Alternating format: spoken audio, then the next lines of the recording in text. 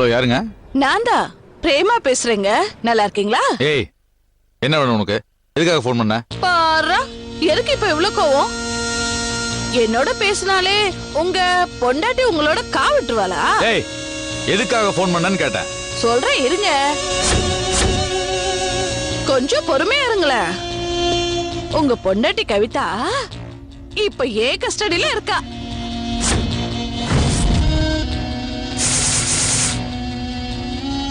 Hello, புரியலையா? கோயிலுக்கு போனவள கடத்தி கூட்டிட்டு வந்து என்னோட இடத்துல வச்சிருக்கேன்னு சொல்றேன். ஏய், வெயிட் போனா. ஹலோ, கட் பண்ணிடாதீங்க. நம்பிக்கை இல்லையா? இப்ப லைனை நான் கட் பண்ணிடுறேன். வேணும்னா உங்க வைஃபோட நம்பருக்கு போன் பண்ணி கேளுங்க. எங்க இருக்கான்னு கேட்டு பாருங்க.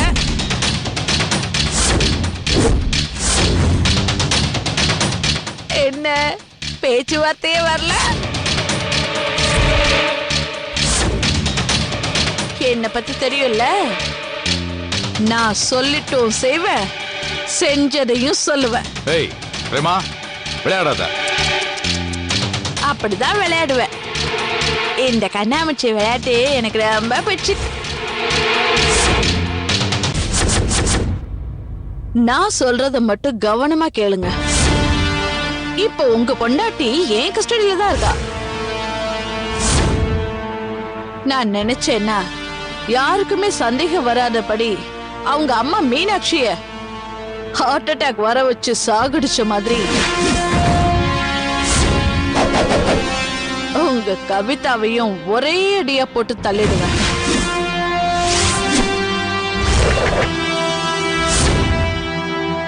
ஏய் பிரேமா, கத்த கூடாது. என்ன ஷாக் ஆயிட்டீங்களா? அதான் பிரேமா. மீனாட்சி அம்மாவுக்கு தானா ஹார்ட் அட்டாக் வரல,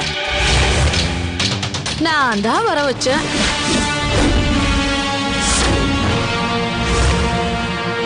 இஷ்டத்துக்கு சிக்கனு மட்டன்னு சமைச்சு போட்டு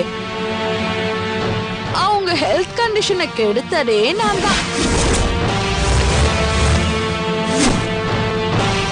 இட்லி மிளகா பொடிக்கு கூட என்ன விடாம நெய்ய விட்டே வளர்த்தேன்னு சொன்னா நம்புவீங்களா? கொழுப்ப ஏத்தி ஏத்தியே கொன்னேன்டா. பாவி உன்னா. ஓ இருங்க சார், இதுக்கே இப்படி டென்ஷன் ஆனா எப்படி? சொல்றத முழுசா கேளுங்க.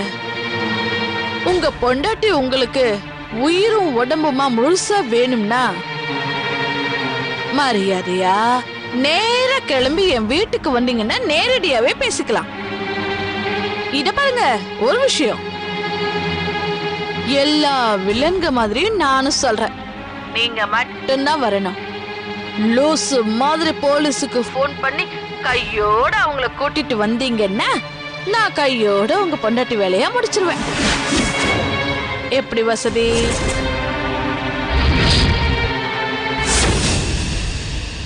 அவங்க அம்மா போன இடத்துக்கே பொண்ணையும் போக வச்சிடவா? இல்ல வேணாம், அவளை ஒண்ணும் பண்ணிடாத. நான் இப்பவே வரேன். மறந்துடாதீங்க, நீங்க மட்டும்தான் வரணும். சரி வரேன்.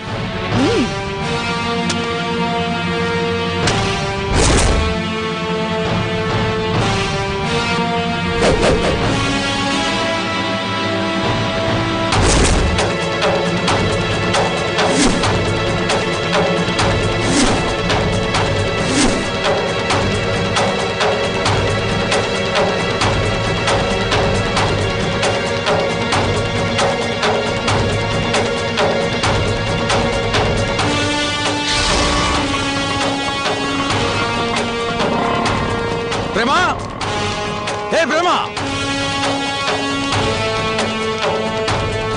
ஏய் வாங்க வாங்க வாங்க, நல்லா இருக்கீங்களா? உட்காருங்க, ஏய். சாப்பிடுங்க. என்ன வேணும் உனக்கு? எதுக்காக இப்படி பண்ண?